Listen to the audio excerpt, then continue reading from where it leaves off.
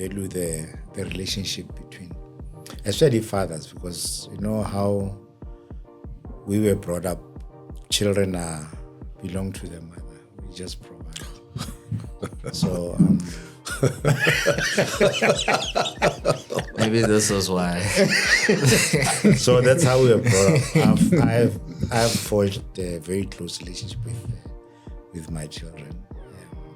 So I'm encouraged when I see men actually value that interaction. A friend of mine used to say, he says, dads were supposed to be angry all the time so that they don't talk to their children. That's the poetic side of you. if you come into whatever the lounge and the dad is sitting, you would not sit, you go away. Or if he comes in, you leave. And then he says, it gets even weird when you are sitting all together and you crack a joke. Your dad can't even laugh. And then he excuses himself and he goes to the bathroom and he says, hey, Buchuni boy are funny, you know?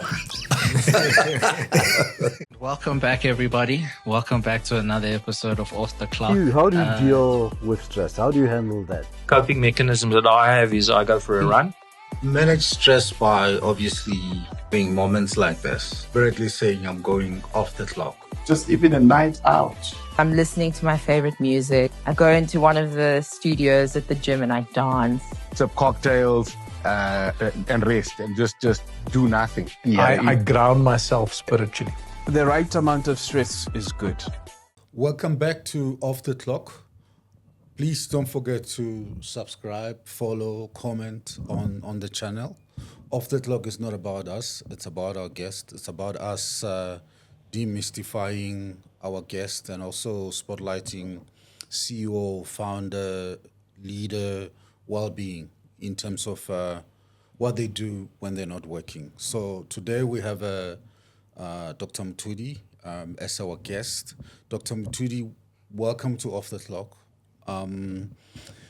We normally afford our guests an opportunity to introduce themselves the way they like, you know, the grand entrance. Who are you? Yeah, I don't know about the grand part. I'm a short person. So Okay. My name is Katlego Mothudi, and that's how I prefer to be known. I often tell people that's what my mother named me. So Okay. that's how I introduce myself to the world. But secondly, most things are peripheral. The name remains throughout your life. You may change titles and positions, but your name remains. So that's how I came into this world. I was raised in a rural setup in a village called Makapanstad, which is in Hammanskraal. Wow, I know it. So I'm a Mokhatla. Mokhatla. Yes. Grew up slowly there with very little ambition because our world was closed off. Grew up in the 70s. Very little was happening for us as a population, as black people. But we were self-sufficient in how we were brought up. Very little dreams. So we sort of exploded into the world closer to when we attained democracy. And even when we had the opportunity to travel either for school or for other reasons to other areas or other provinces, it was still very cocooned. And that describes largely how I was introduced or got introduced to the world. And it was largely just the community. Okay, cool. Before you get to the icebreaker, Makapanstad, Hammanskraal, it's a very interesting place. Interesting because you've got a part of Hammanskraal being in the northwest, the other in Limpopo, the other one in Mpumalanga. Like, it's a mishmash cocktail of, part of the country, but in between there's this N1. Yes. Which part is Makapanstad? So I'm in the northwest part of it, Okay. which was at some point in the former Bophuthatswana. Now, interesting that you talk about these divisions. I'm a Motswana, and the Botswana are also that segregated. There are those in South Africa, in Botswana, Namibia, and you can actually follow the trail upwards. Most of the countries on the western side of the continent or southwestern part of the continent have got little bits and pieces Of the of Tswanas. our relatives. Yes, exactly. Wow. It's because there's across Makapanstad there's Pankop, Yes, which I it's- believe is in it's more in Mpumalanga Mpumalanga. now, It's yes. like interesting, but it's Botswana people living there, right? Yes, there is. Yeah, Wow. yeah. They actually belong to, and I think I don't know. I can never distinguish clan and tribe, or the sub tribe called the Bakhatla. Bakhatla. But even the Bakhatla are divided into Bakhatla ba Musetla, which is where I grew up. Makapanstad is Musetla. Then the Kafelas, and that's where the Banko people, and the other ones are mostly in Botswana. That was a nice start, but I think it's time to break the ice. As I've explained to you beforehand how this will work, so I'll just read the topics for you again. We're going to play 2 truths, 1 lie. You have to spot the lie. This is all under the theme of the medical industry, so we're testing your knowledge here. So, let's see. First topic would be mind-bending anatomy. The second would be wild medical history. The third would be medical oddities and syndromes. And the fourth, clinical and hospital trivia. Which one would you like? Let's start with the last one, The last. the trivia. All right. So 2 truths, 1 lie. I'm going to read all of them. 2 of them are true. 1 of them is a lie. You have to tell us which one you think is the truth. Or Medical which one is school. the lie. Yeah. Back to medical school. All right. The first one. The first successful human-to-human blood transfusion was performed in 1818 by an, obstetrician trying to save a patient hemorrhaging after childbirth. Okay, cool. Second one would be statistically hospital administrative staff wear out their shoes faster than ER nurses due to the sheer volume of paperwork distribution. Cool. And the last one, the modern prescription and symbol RX is widely believed to originate from the Latin word recipia, meaning take thou. So, which one out of all those statements was the lie? I think the shoes one is true. You think the shoes one is true? I have to hazard a guess to say that the lie would be the shoes. The lie is I the think shoes. I think nurses shuffle around the floor more than anybody else in the hospital. All right, so the real answer is you are correct. That was the lie. Okay. What do I get for it? Speak to the... The book, Winning in Africa, your next 8 moves. Yes. All right, that was great. It looks like your medical knowledge is on point. Despite my advancing age. I mean, you trained as a medical doctor. You worked in public hospitals to obviously sharpen yourself, your knowledge, to be where you are. What's your preference? I mean, to end up in a kind of a, call it quasi-corporate environment where you're working with medical schemes, like really a position of, people see you almost like a King Solomon having to preside over very difficult situations in terms of who get paid, what moved you to that calling of looking after people to almost looking after money? I don't think the objective ever changed, but my thinking of it evolved over time. First, the decision to go into healthcare, I don't remember a time. Some people will tell you, I knew when I was 10 or this happened. I kind of feel that there was always only one choice for me. I never thought of any other career, like nothing. Even Always. despite my limited interaction with the world, there was this thing. And I don't know whether it was born out of, when you were growing up at school, if you're good in your subjects, etc., your teachers would immediately say, you must do this. Take this line. So I don't know whether that was the influence or it was before then. I have other theories about where people end up. If we have time later, we can talk about them. Secondly, the preference. After I qualified,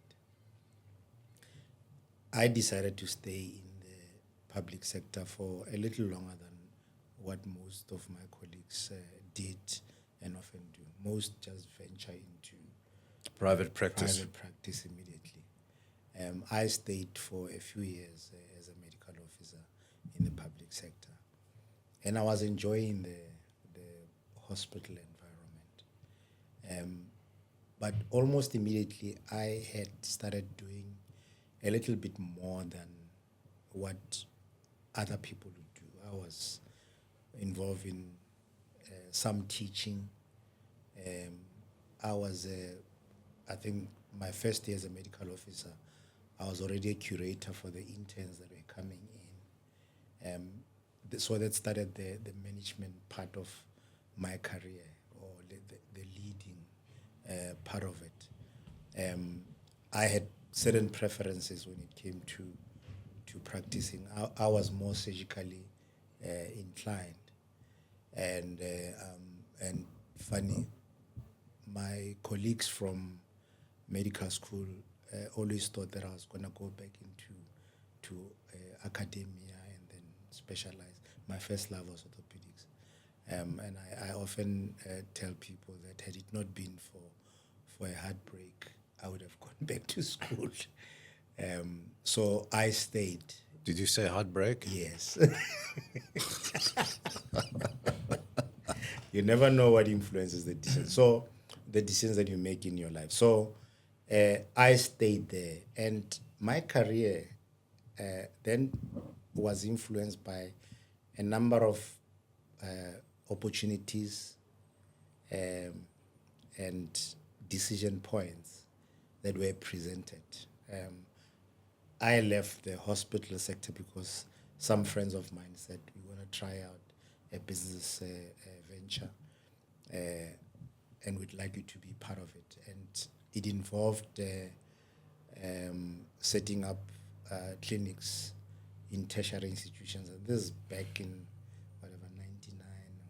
Yeah, just before 2000. Yeah.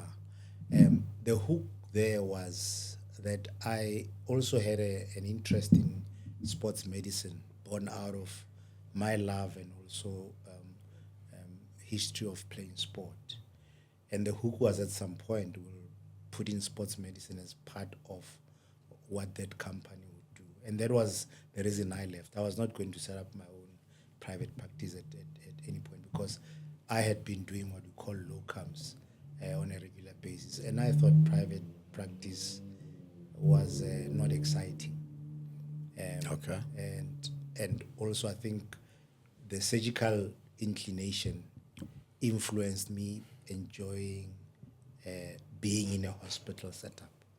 So I stayed there, then we went into that venture, did not work out.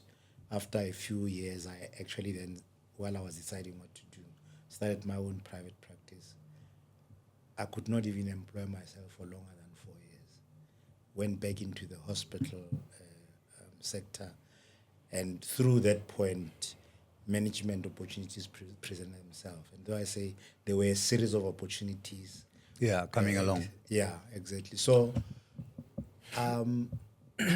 at that time, I also studied. Then I did sports medicine, and then I discovered, not discovered, found it was there already, evidence-based medicine, which was linking clinical research with practice, and I liked it. So a few years later, when a friend of mine who was working for an administrator said, "Hey, there's a medical advisory position that's available.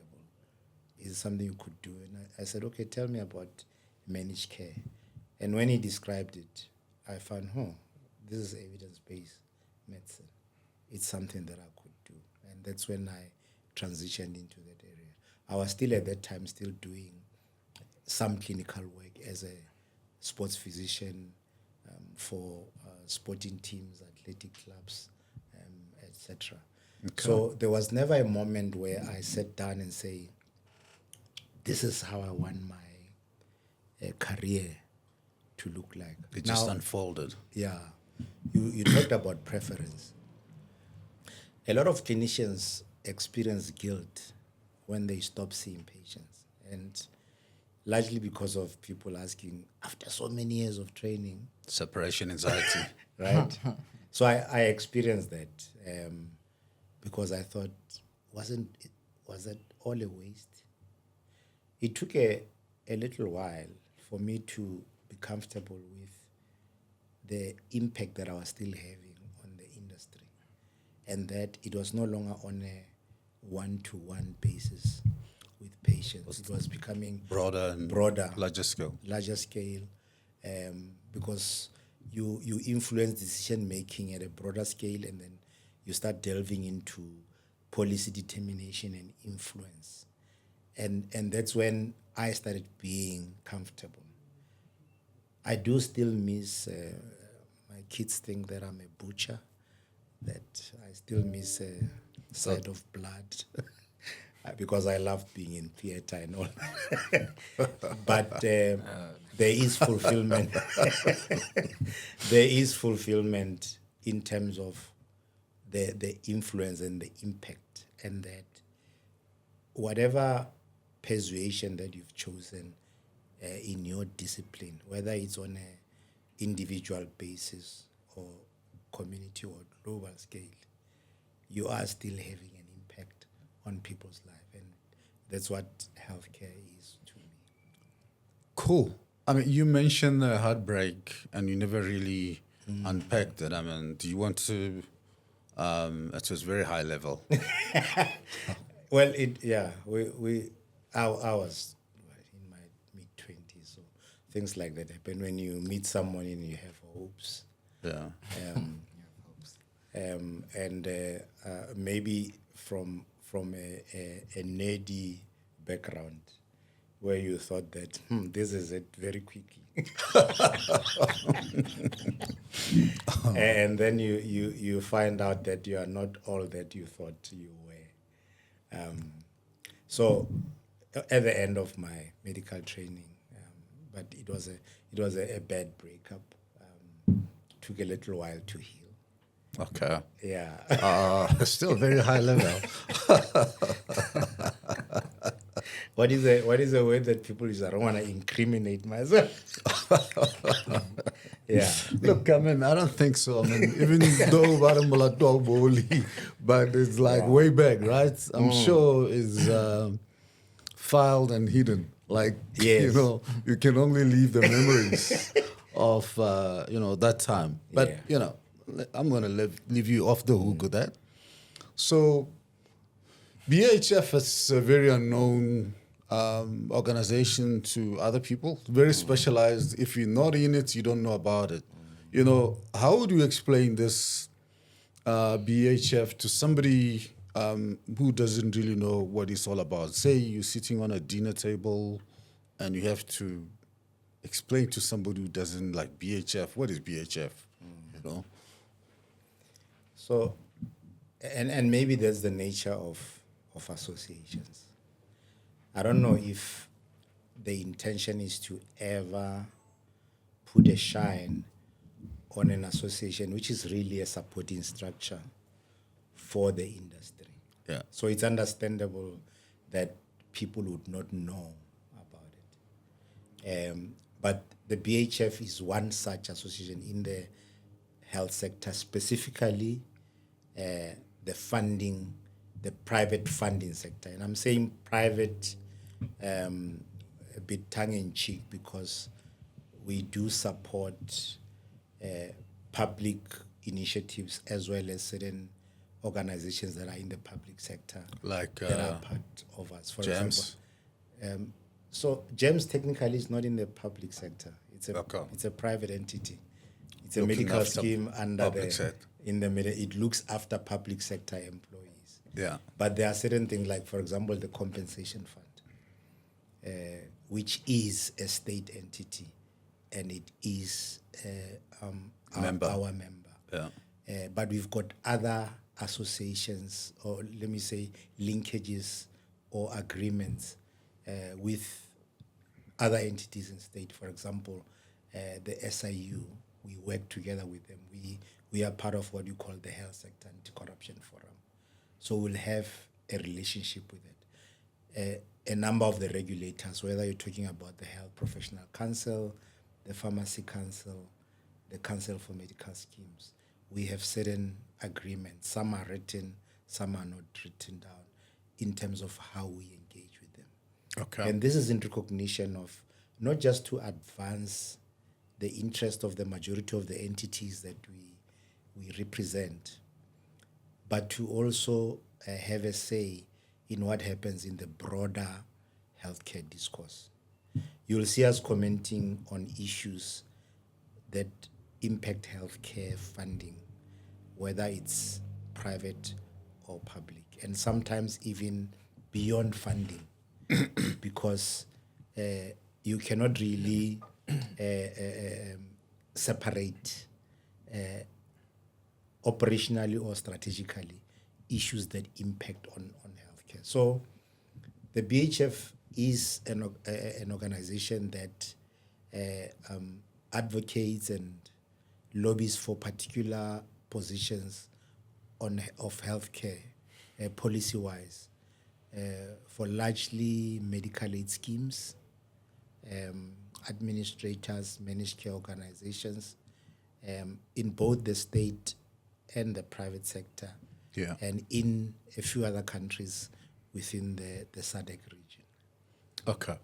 So, I mean, I'm familiar with the industry, familiar with who you are, what you do. If you had to explain the give and take metrics between what BHF is doing and giving to the funding industry, what are you getting in return for that relationship to remain solid?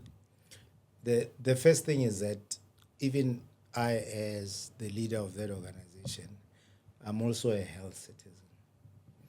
So any policy that is on the table is going to affect me equally. And that is the first premise. And I'm using I singularly, although I'm talking about I as a South African, as an African. Anything that is impacted by a particular policy on healthcare affects all of us. So there is a keen interest on us having an influence or being able to have a seat at the table. Secondly, there's a part, me as a healthcare practitioner, there's still a responsibility that I have as part of the oath that I took.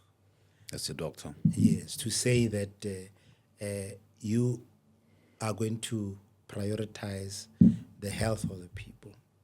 And as a global citizen as well, we have a 2030 agenda of attaining universal health coverage. It's not government's responsibility. How's that going? Sorry? The 2030 agenda. Not going well. And not just for South Africans, for the whole world, right? The WHO pronounced, I think, last year or thereabouts, to say that none of the countries that are signatories are actually going to attain what they set out to do. And largely because we can't get a handle on the healthcare expenditures, catastrophic health expenditures. More and more families are spending a significant portion of their income on healthcare, which is what universal health coverage is supposed to prevent. You're supposed to get the healthcare that you need without much financial outlay. So it is not going well for everyone simply because we don't have the cost of healthcare covered, and that the measures that we need to take to make sure that we increase access are not going well. I actually want to follow up on that. Now, ask one question and then you can come in, Matlatse. You and government don't agree on this NHI kind of story. By you, I mean BHF. I mean, you kind of represent that organization. Where do you agree? Which part or which aspect of the whole universal care do you agree on? We agree on universal health coverage that we... Except the NHI? And remember, The NHI, funding of it? No, the NHI is the law. We don't agree on that tool. The law that government is trying to put forth, that is going to usher in universal health Let me understand you well, because I mean this is very close to my heart as well as a citizen, and also because of my standing in the community. Yeah. The national health insurance, this is the insurance, right? Which is also a policy, but provide the platform for funding. So you don't agree on the funding model that Yes, they... yeah. Okay. So the thinking started a long time ago. Some people would trace it to 1955, to the Freedom Charter. Some people, for South Africa specifically, some people then more recently to the ANC health plan. And up until 2007, there was, I would say, an agreement generally on how this access to healthcare, it was not framed specifically as universal health coverage up until recently. So there was an agreement that there shall be access to healthcare for all, right? And up until 2007, we knew about I'll call it the binary service provision in our country, where you had private healthcare and the public healthcare. Side by side, yeah. And there was this notion that the private side had some advancements that the public in areas did not have. And some part of the modeling that is used on the private could actually be used to advance this, right? I think after 2007, the discussion then changed to say there is no need to propagate medical aid schemes as a funding mechanism on the private side. And you would basically, let me use the word, erode the private side and make way for the public side, right? The discomfort came when finally the draft law came, which was deliberate about it, and saying that once you set up this fund, you are not going to allow anybody else, and it's not just schemes, anybody else. The fund is going to be the single funder, single purchaser and single funder. Now, let me park medical schemes for a while. If you were to interpret the law on single purchaser, single funder, today if you've got a headache, you're able to go to the pharmacy and say, can I have Panadol? Yeah. What does that make you? A purchase of healthcare services. Yeah, intervention. So if the law now says the fund is a sole purchaser, that precludes any other activity But you can outside also the fund. you can also go to a spiritual healer or traditional healer and get something for headache. But this is not going to stop you. No, it will, because you will be breaking the law, isn't it? If If they're I saying go to a spiritual healer for my headache, for health, right? If it's classified as healthcare, the law says And it's written into the law that this will be a single purchaser and a single funder for healthcare services. And that's why earlier I was deliberate and saying there are challenges with the law. We're not saying we don't want universal healthcare, but the law that is going to usher in has got certain limitations. What it would mean, and I'm happy you brought in that element. They say about 80% of South Africans consult either a spiritual or a traditional healer. Or Chinese doctor. Yeah, before they go to a Western practitioner.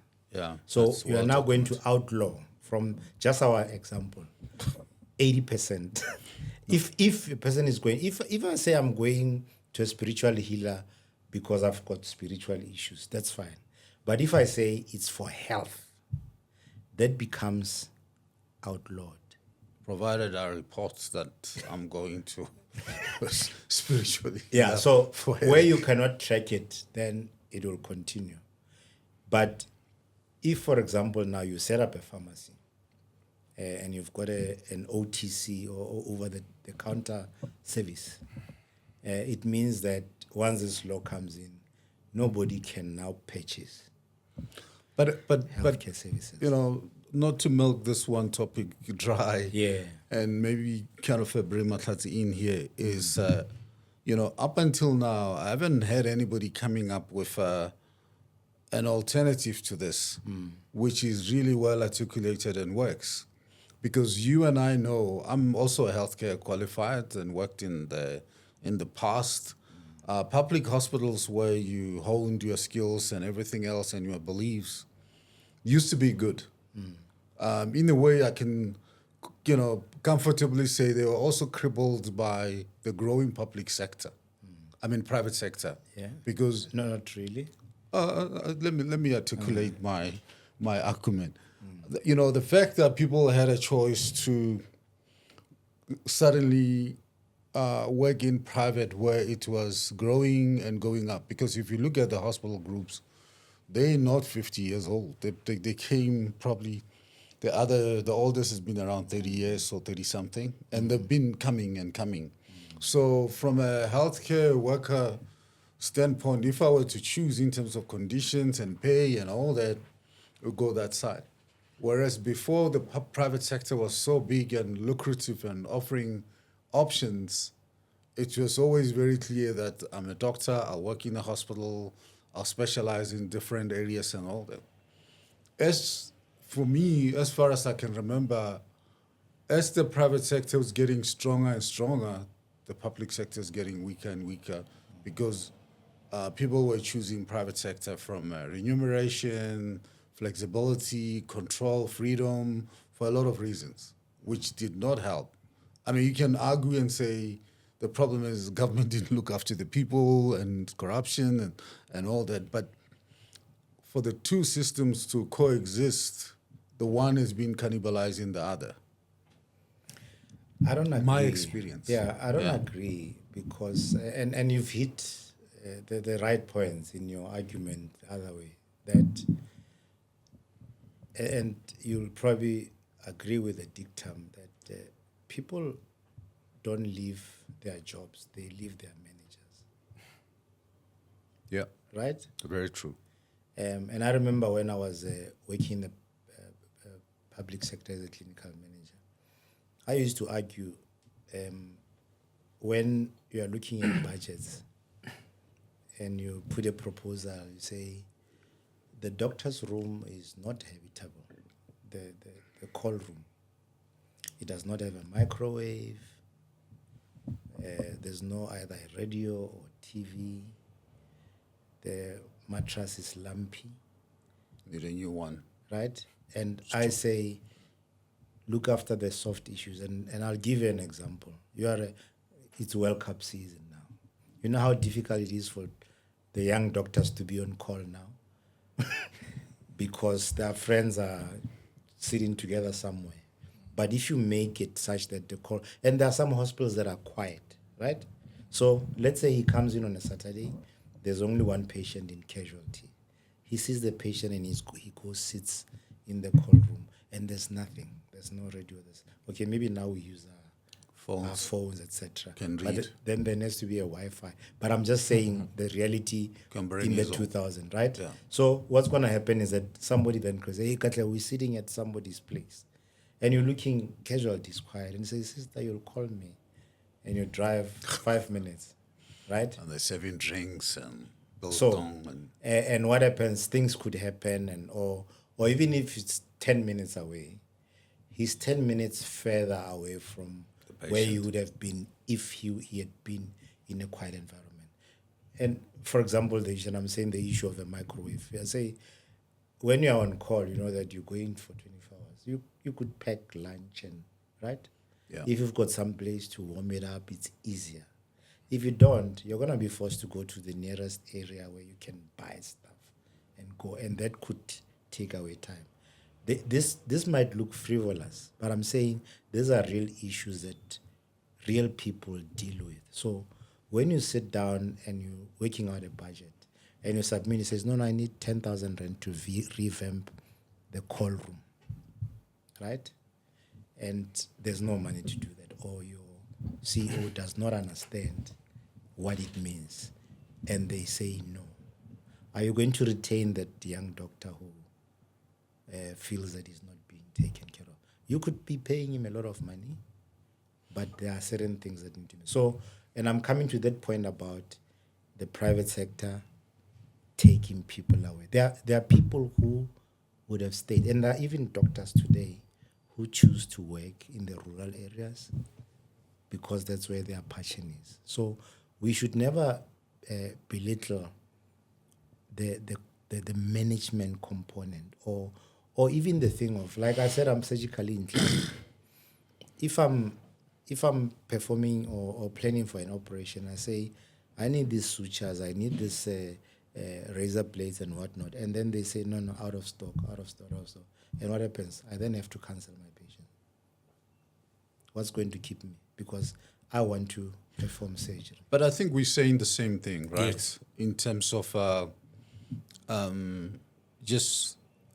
public hospitals or healthcare is badly managed for various reasons, and private, it's well managed from a leadership standpoint, facilities, and everything else. So you look at Netcare, they standardize the same basic Maslow's hierarchy of needs. You're highlighting that you're going to need to warm your lunch. They got a chain of cafeterias called Net Cafe. That is the same on every Netcare hospital that you go to. So, and everybody goes, patients and doctors, if they're working long hours, whatever. So it's an ecosystem that could be created in a public hospital. Yes. Either in a province that other province can learn from, that level of comfort is done. And I've seen it in the Cape more than here. You know, it's a management. But if you've got all these competing systems where it's easier to go this way. And why are they competing? Like they should be working together. Yeah, that's why I guess the NHI piece, it's also very draconic as well in saying there's going to be one. So no competition, which creates a lot of problems in terms of at a personal level. Yeah. Klats, any questions from you that are not NHI inclined?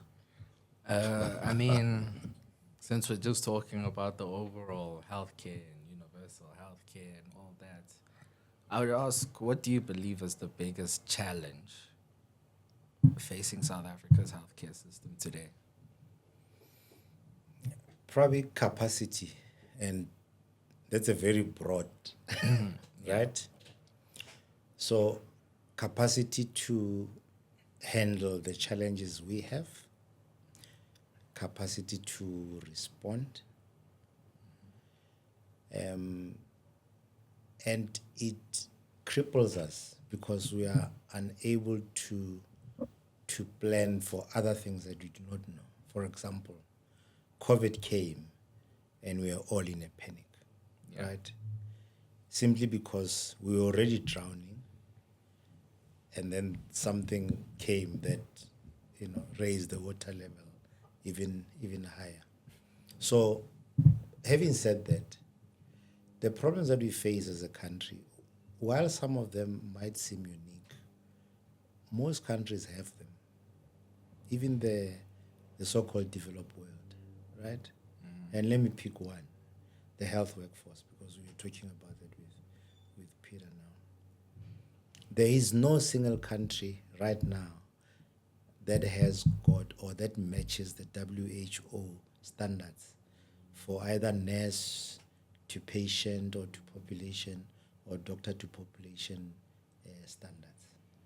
Everybody is catching. That's why you have got practitioners leaving our shores to go to Canada, going to Europe, going to Asia, right? Maybe a country that you say is doing better and they're exporting a lot of healthcare practitioners is India, for example. They are training a lot. But even based on their population size, they still have a lower ratio.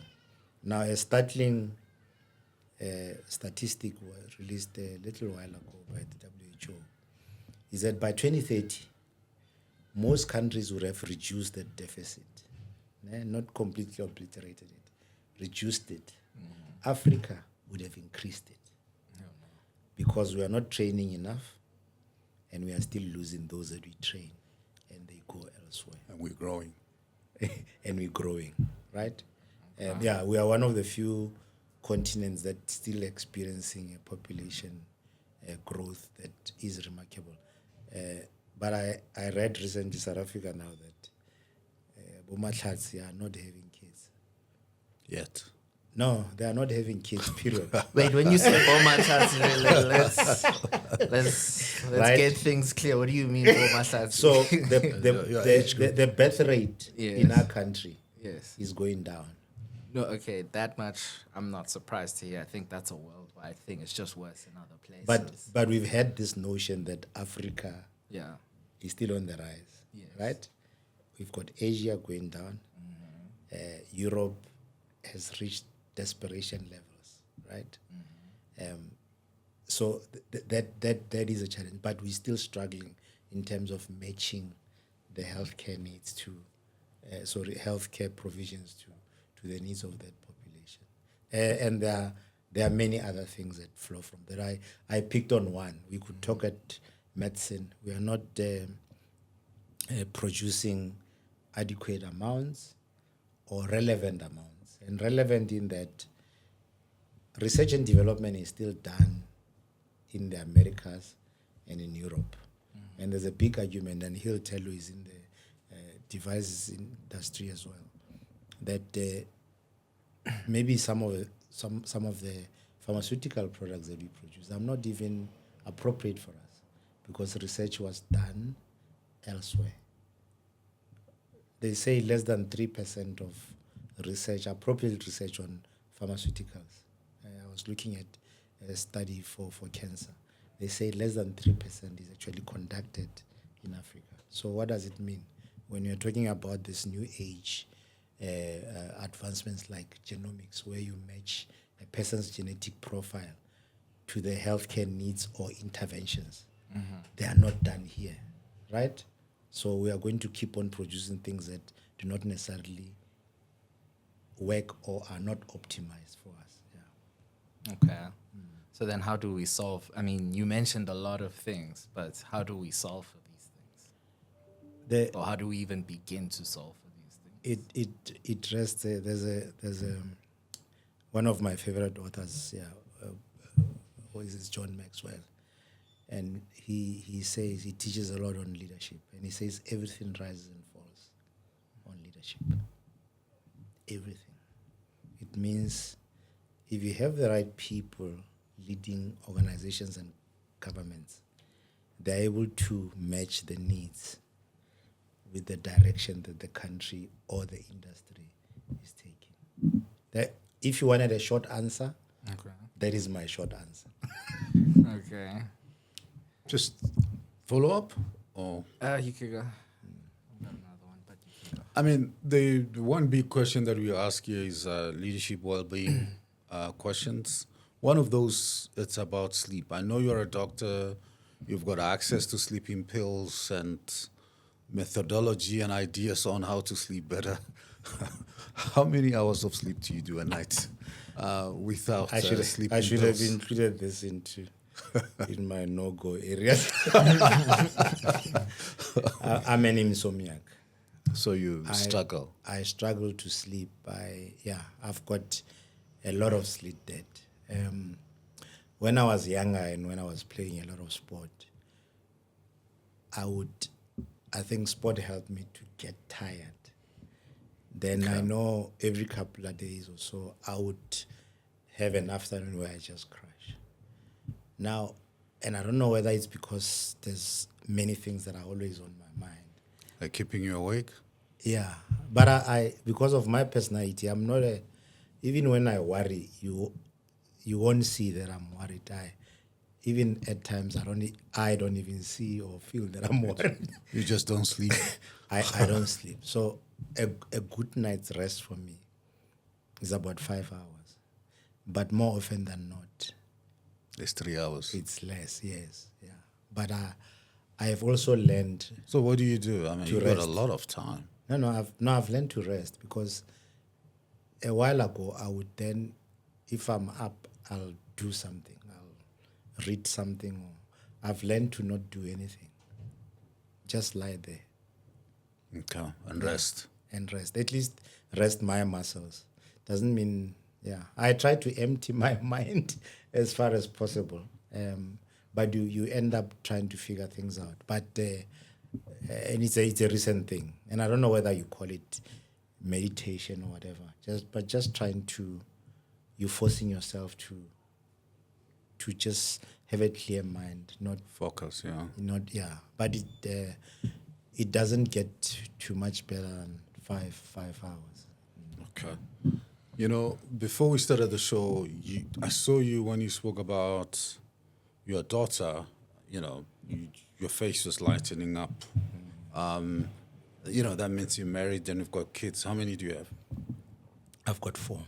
Okay, all girls? No, one boy. One boy. Where is he in the lineup? He's the last one, yeah. Okay, your favorite? No, I don't have a favorite. I know you're on air, right? No, true. You must ask them. They ask me every year. So how did you meet your wife? Well, I was after the heartache. You tried again? You didn't learn? Yes, I tried again. We were both. I don't know. Yeah, it was a vacation job at a hospital. Okay. Yeah, and as they say, often you meet people and your first notion is you don't like them, but I think it was more on her side than me. I mean, it's like very contradictory to what people say. Yeah. Love at first sight. You saying the other way. Dislike at first sight. You're funny. What happened? I mean, you very economic with details here. You know how they always say that names and things have been changed to protect the innocent on movies. But the story is a true story. Yeah, no, it's so. When you meet somebody and maybe it's also a reflection on you, and you're saying, there's no way she would like me, and it becomes a protective thing. But you like her. Yeah, you like it. It's probably something like that, and then it's underselling yourself. Then you dance around each other, and I remember I think what the interest was there because you do notice them. And I think it was I got news that she was in an accident. And 911. I got more scared than I needed to be. And that became that's when you realized realization how to much me. you care. And I think the other people around me probably said, "Oh, okay," but we thought there was nothing there. Yeah. So it was during the follow-up. So what Well, happened? did you cry? No, not really, but just the interest. What happened? Is she okay? Give me the number, you know. Yeah, and then you find out, and then she also like say, oh, okay, like it's a surprise because she also thought You I was wouldn't not be interested. interested, Yeah, exactly. But that, as they say, that then one thing leads to another because then you start talking, and then you eventually become honest with each other about it. So, I mean, that moment, I'm sure when you became honest, I'm sure you remember it vividly. You want to share that with us? I don't know if there is a specific moment. Maybe the moment was The one that you being really worried. remember. No, it's like when somebody said she's in an accident. I think that is the moment. You wanted to save her. Remi- You wanted her to not be say well. you wanted her to be well. Yeah. I wanted her to be well, yes. Okay. And yeah, just carry on. Yeah, no, then it took a while because obviously I think, well, I had just started working. Okay. And they say the male species take time to acknowledge that they want a commitment. And then during that time when I was also figuring myself out in terms of career, Yeah. that time when I went into partnership with this group of friends, I was supposed to go work in the Eastern Cape, but our first project actually did not work out. So after I had resigned, I was then told the contract has been pulled. So for a while, I had to run around Locums. doing locums. Yeah. Yeah. So I was not stable at that time Financially. to do anything, either financially or in life generally. But the relationship was going on at that time. It was only, I would say, I think about 3 years after that when I had some stability and I was able to say, I think it's time. Take it to another level. Yeah. Start a family. Yeah. Okay. How old is your firstborn? 29. Okay. Yeah. 29. So Is it also, they're also in the generation that's not having kids. Yes. Yeah. So maybe, I mean, out of this, romantic part of your life, and I mean, it looks like you're somebody who's been around, not to hell and back, but around. Is there anybody in your life through all the stages that maybe you might have apologized to, but you never got a chance to apologize? Maybe because they moved on or something. You don't have to mention names or anything, but looking back as a kind of a missed opportunity to say, "Ish, I should have made up." I've always prioritized, Apologies. relationships, and I think people knowing where you are. Where you stand with them. Yeah. I have a strange character. I believe that I wear my heart on my sleeve, but people have told me that I've got a poker face. Yeah, I think so. They're right. They can never tell what's happening. But, well, yeah. So I try to be honest with myself.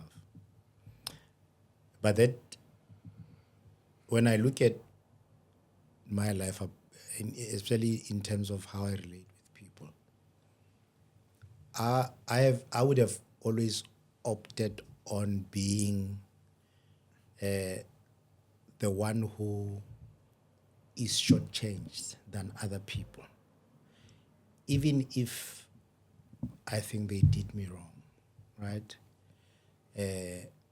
And I don't know if it was a deficiency on my part. I believe that, or let me put it this way. I struggled very early on to articulate feelings of anger or displeasure. And not that I would pretend, right? But I would turn them on me to say, maybe I pushed people to do certain things, right? So I would have been quick to take blame for many things. And as a result, I find it difficult to find, there probably are people whose toes I've stepped on that I was not aware. But people that were close to me, I always made sure that things are okay relationship-wise. The other element that maybe makes it difficult for me to find those chapters that were not closed properly. I am a bit of a loner. I have many contacts and friends, but I'm a bit of a loner in that I believe that I grew up extremely shy. People argue against it because they say they could never tell. But I was always hesitant with certain things, whether it's starting a relationship or engaging with people. That's the first part. The other part is when I'm not in a good space, I actually withdraw from society. I wall myself up. I go into a cocoon. People who know me, when they see me not talking a few days, they are the ones who know that they should say, Imran, are you okay?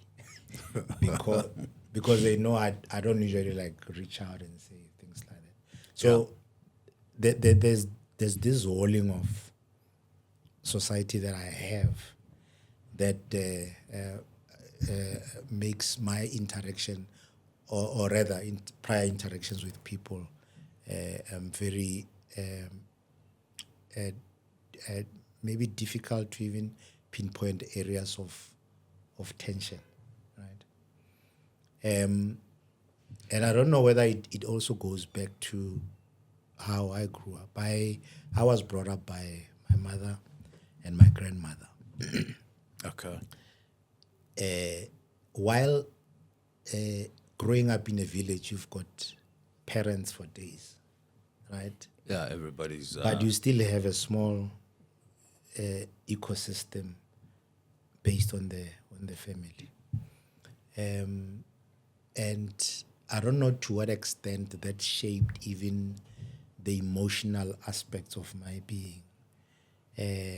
I think that I was pushed more towards the nurturing and the caring side because I was raised by two people who were fairly strong and also nurturing. In their approach. Yeah. So people that I've wronged, I can't think of. But there are probably people who raise their hands. It's a pity we don't have a call-in line. They will call and you'll say, in 1924 you said. Broke my heart. Maybe a few questions before we close. Slat, do you have one? I have one or two. Do you want to go first? I've got a question. Yeah. As someone in healthcare, what would you say is your top 3 things one should do to improve their overall wellness and longevity, since longevity is a thing we speak on this podcast? Know yourself. This is articulated in different areas. I remember when we were doing HIV management, and now even when you're looking at non-communicable diseases, people in healthcare say, know your numbers. Okay. Right? And it's a loaded statement, and not just limited to the disease that you have. Know yourself starts from asking him what the family history is. Does he know what afflictions the parents have, and maybe even grandparents, it helps, right? Know your family history, know your personal. So family history is in terms of healthcare, and know your personal history in terms of healthcare, right? Then there's the first part. The second part is then monitor. Like monitor what you know. And in the monitoring, you will find out certain things, right? And the last one is also loaded. Take care of yourself. Now, taking care of yourself, the first question you'll ask yourself, who am I, right? And he alluded to some of those things. We often think about the physical body, right? He alluded to mental health, so the mental, and there are many other things. I'm happy that earlier in the introduction, he spoke about the many areas that this program is looking at, right? There's a part that we don't talk about, maybe because it's very personal, spiritual, right? And I'm using that very broadly. It doesn't matter what you believe in. It's and it's a very personal thing. It may also not be a family thing, because you and your father could have different beliefs, right? He could be forcing you to go to the Catholic Church and you're not feeling it. Or he's dragging you to the traditional healer and you're not feeling it, because you are Not doing all those things. you are a spiritual a spiritual entity that you need to understand yourself. So as part of looking after your health, it's not just the physical body, it's the mental, and the mental, you feed it with all sorts of things, the sort of things that we are talking about here. Being open to yourself about your feelings and your attitudes in life, etc. The spiritual elements, and all of these things are not stagnant. You need to grow them. It means if you are able to read or listen to people or engage with people who have not just more knowledge but outside knowledge of what you have, regardless of how you have defined yourself, doesn't mean you must close yourself to what other people say. Then other elements, taking care of yourself, learn about finances. And I'm talking about things that I'm still struggling with, a number of them.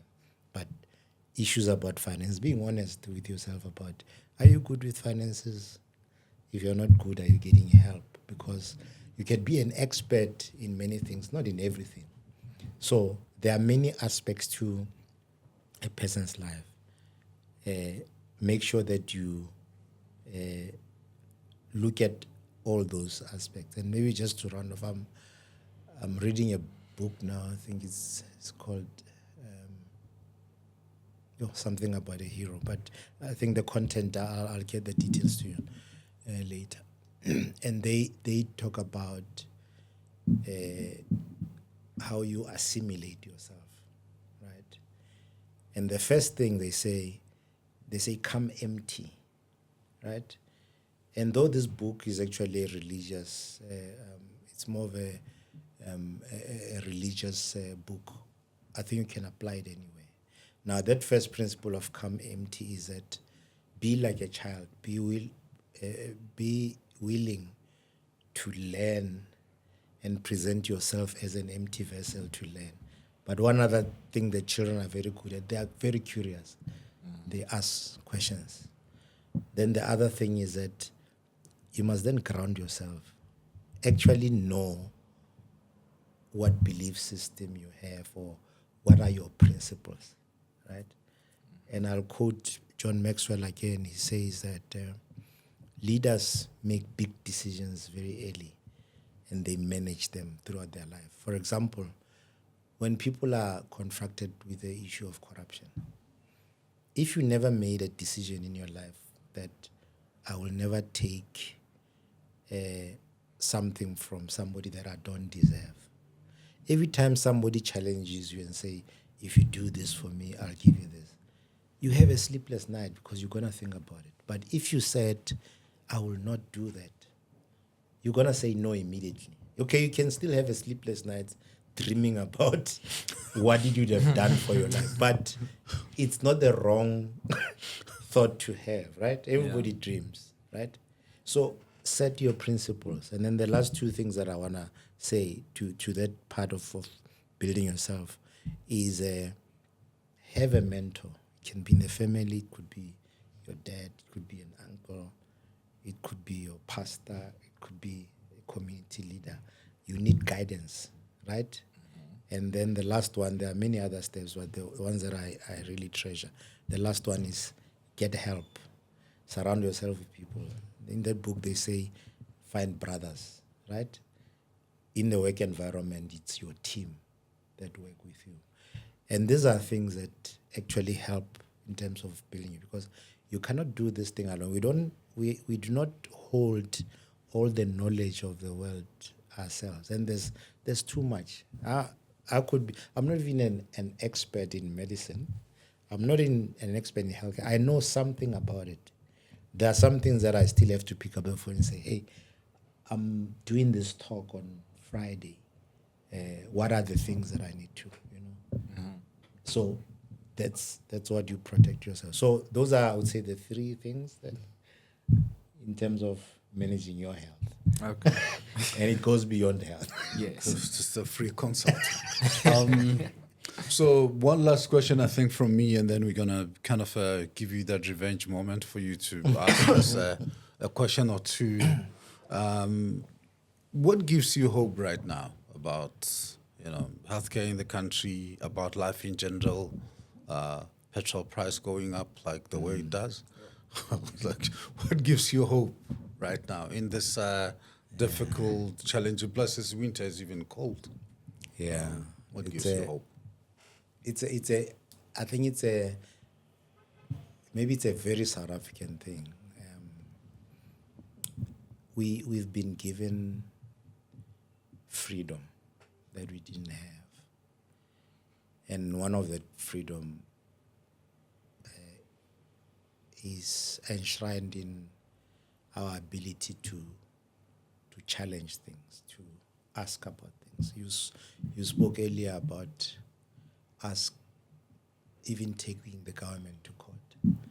In many countries, that is a luxury that people don't have.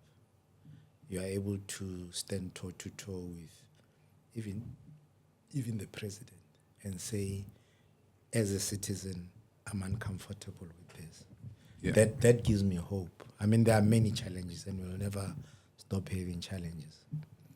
But the fact that we are able to sit down like this and be able to be frank with one another, Yeah. and be able to chat over coffee or a beer about things that matter to us. Not for me, that's the biggest thing. So freedom of speech. Okay. Yeah. So that moment has arrived. Do you have any questions, any comments to us, any compliments, anything? No, I like what I see here. I value the concept of family. And it's encouraging that you are able to transcend the generational division and also the parental division.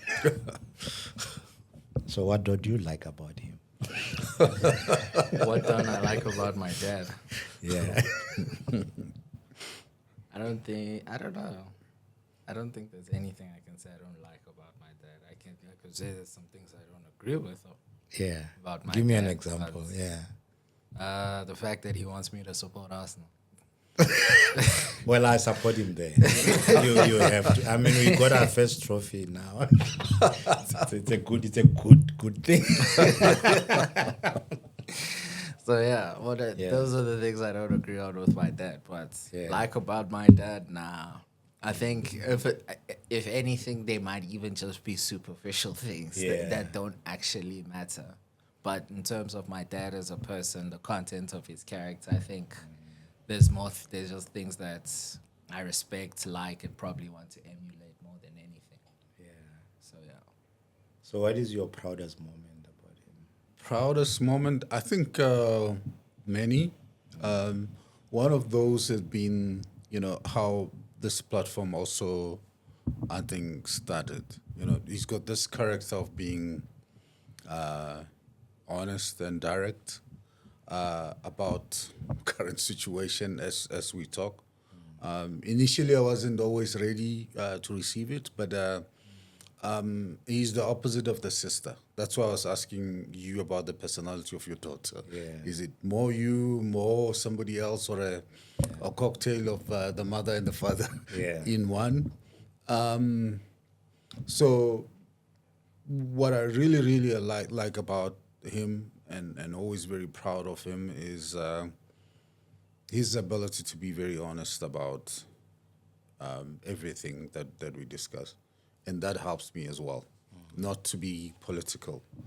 The sister is honest but very kind of political in the way that she, I guess being a girl, she thinks about your feelings. She puts it in a way that is palatable. He can be raw. So, brutally honest about the things which I think I need. I don't need sugar-coated stuff and all that. Like, for instance, when we had this reverse mentorship relationship where I was like, you said to him he needs to have a mentor about things, and I was giving him the mentor and the stuff that I do. And I was saying I'm on LinkedIn, I'm very prolific. I write articles twice a month about, business and doing business in Africa, and I'm on social media. He was very honest to say, LinkedIn is really not a social media platform. It's like a workers platform page.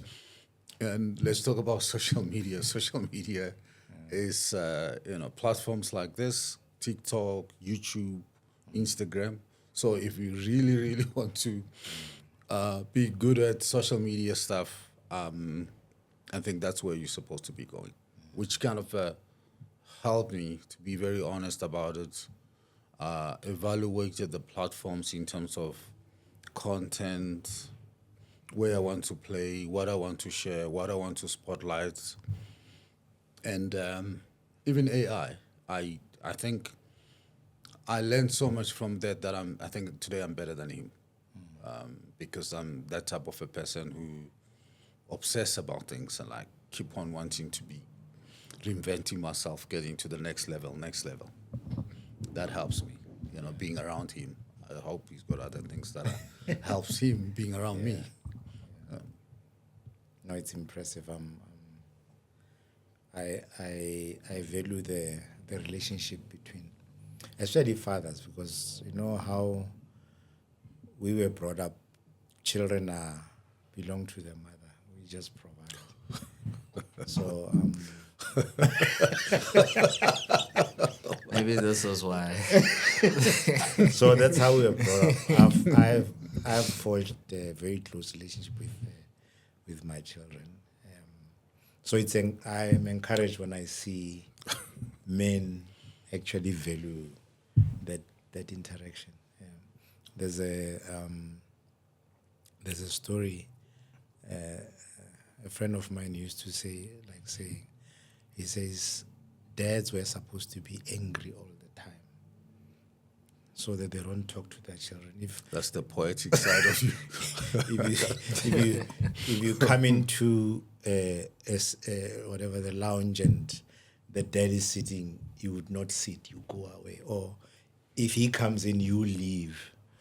And then he says, it gets even weird when you are sitting all together and you crack a joke. Your dad can't even laugh. And then he excuses himself and he goes to the bathroom and he says, hey, Buchuni boy are funny,